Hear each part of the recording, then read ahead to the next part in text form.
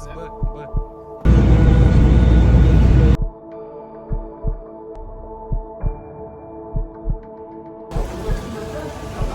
қалауымен Мекке қаласына келдік. Біздің қажыларымыз тамақ салып. Қазір Алланың үйін, Қағбаны бірінші рет көретін боламыз. Бірінші рет өмірдің мәнін, өмірдің мағынасын бірінші рет көретін боламыз. Көптеген қажылардың проблемасы бар. Дұғамды білмеймін, тауып қалай жасаймын деп көптеген сұрақтармен келеді. Ал қызмет саяхат компаниямызда бұндай сұрақтың жауабы радиогид. Радиогидсіз сіз ешқандай алаңға, уайымға салмайсыз. Өйткені радиогидпен дұғаңызды да қалай тауып жасалынатынында да ұстаздарымыз бізге барлығын үйретеді.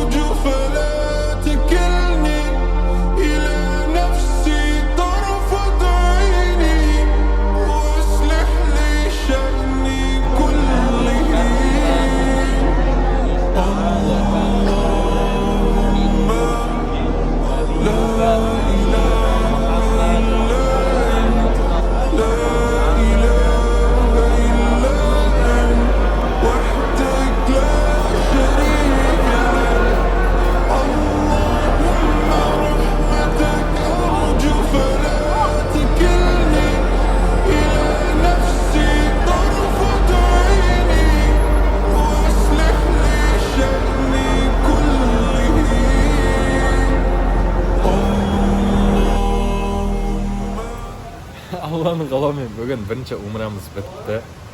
Аллаға тапсырдық, Алла қабыл етуші, иншалла қабыл етеді деген ойнапыз. Неде болса да шаршадық, аяқ талды десек те болады. Бірақ тағы бір 5-6 рет айналып келуге желание әрқашанда бар. Бүгін бірінші умрамыз болды.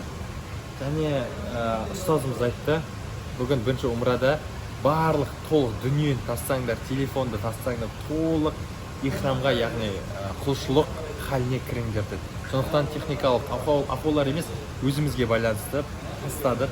Бірінші кірейін деп жатыр, өмірімізді бірінші Қағбаны көрейін деп жатыр, Меккені бірінші рет көрейін деп жатыр. Сондықтан барлығын дүниені тастадық та, чисто өзіміз ғана кірдік. Қағбаны бірінші рет көргенде, әйште жыламай қоя алмайсың. Жыламай, әйште көзің тек қана Қағбада тұрады. Білмеймін, ол әсерді мен ешқашанда ешбір адам сөзбен жеткізе алмайды. Өздеріңіз барып көріңіздер. Алланың қалауымен көрсеңіздер деп тілеймін. Өйткені Қағбаға қарап ең бірінші айтылған дұға әрқашанда қабыл болады 100% Алланың қалауымен. Жерді рет айналдық, баратын жерлерге барық, Сафа, Маруа, жүгіріп өтетін жерлер барлығы керемет болды Алланың қалауымен. Аяқ кішкене шаршады, шашымыз кішкене алдық, енді Алланың қалауымен жатайын деп жатыр. Неде болса да айтатыным, Алла тағала сүйген құлдарын ғана шақырады, яғни сіздерді де Алланың қалауымен шақырады болашақта. Алла тағала күтеді. Және біздің кішкене неміз Хамид көрсет деп жатыр. Ұйықтар алдында меринда ішіп алдық. Меринда самый, біздің коллегаларымыз айтып жатқан меринда самый мощь деп. Сол меринданы іштік. Мощь күшті екен.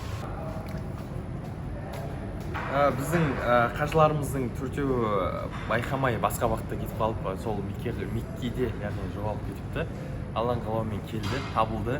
Ұстаздарымыз таң намазына қарай ұйықтады, кешірек ұйықтады, барып, іздеп, тауып, таң намазын оқып, тапты қажыларымызды Алланың қалауымен.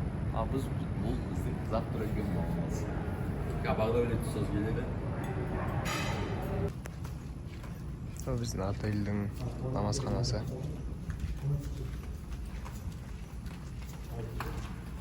Бесінің сүннетін оқып алдық мешітте, астың отельдің мешітінде. Алла қаласа комнатадан өз заттарымызды алып, Қағбаға қарай тартамыз.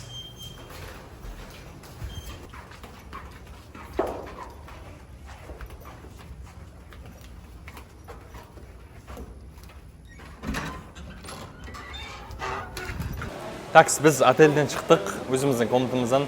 Енді Қағба жаққа барайын деп отырық, бесін намазын оқу алуға, жолай пауэрбанк, немесе бір керек-керекті заттарды алуға. Былай көрсетіп жүр бәрі.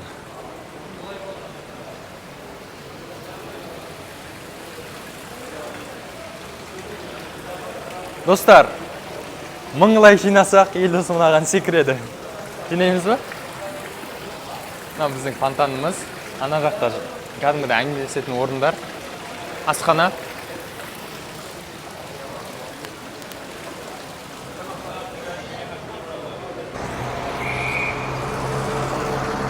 Бәрі мына жақта танып отыр мені. Ұялып қоясың ба кәдімгідей. Андай ыңғайсыз сезімді. Ассаламу алейкум, ассаламу алейкум. Танып отыр. Звезда болған өте қиын екен. Енді достар, біз қазір таспих алуға, заттар, өзімізге заттар алуға бара жатырық.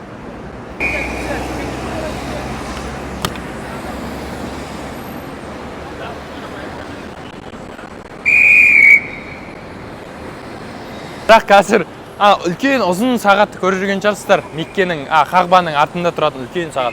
Вот соның артқы көрінісі.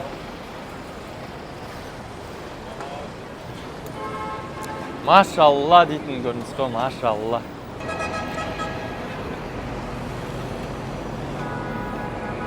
Қараңыздар, қазір мен Елдос қалай сөйлеседі, арабша, қалай қазір адамдармен сөйлеседі, қараңыздар. Ассаламу алейкум, рахматуллахи ва баракатуху. Ассаламу алейкум. Умра қабыл болсын. Ассаламу алейкум. Ассаламу алейкум. Рахматулла. Бұл Елдостың бір кереметтей сөздері болды. Ассаламу алейкум өйткені мен одан басқа дым білмейді екенмін. Рахмет, ұстаздан сұрап жатыр. Ұстаздан сұраймыз қандай сөздер бар екен. Нормально? Ұстаз, мына жақта жоқ па? Ұстаз.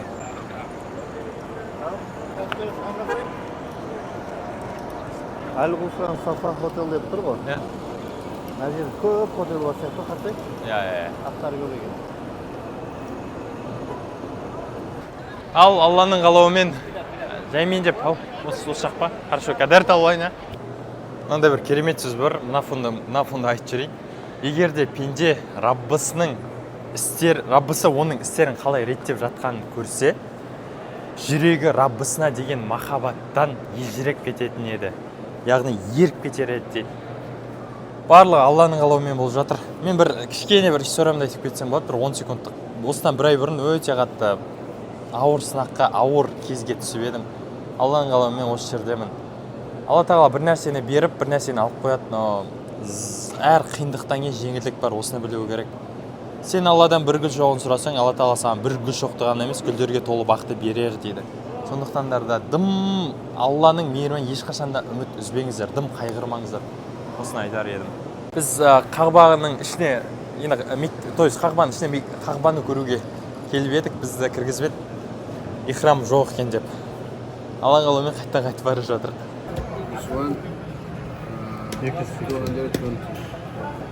220-ға берем деймін аны 300-ге.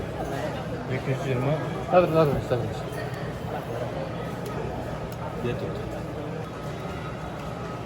Анка? Анка емес, басқалары бола ма дейді. Жаңа қанша? 7000 теңге скидка істеп алдық. 7000 теңге хадия берді бізге. Мынандай розетка. Ойбай, розеткасынес. Зарядка. И плюсым пауэрбанкқа қанша $10 скидка істетіп алдық. Хадия ретінде бере салды. Неткен жомарт кісілер еді.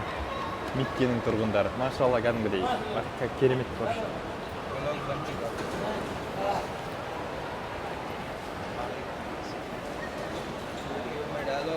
Қазір Алланың мекеніне баратыр, яғни асыр намазын оқуға баратыр. Қажылар ана жақтан келатыр, біз ерте шығып қойыппыз. Азан айтылып жатыр бойынша. Или қамат айтылып жатыр, жаймен де шығып баратыр.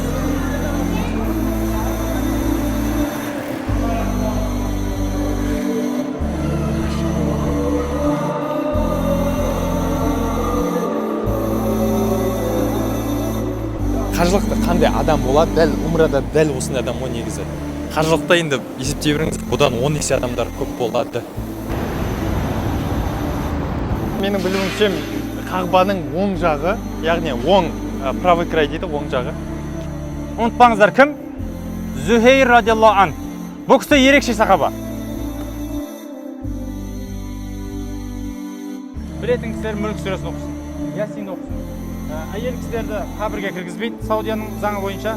Сол үшін сіздер бізді ана жерде күтесіздер.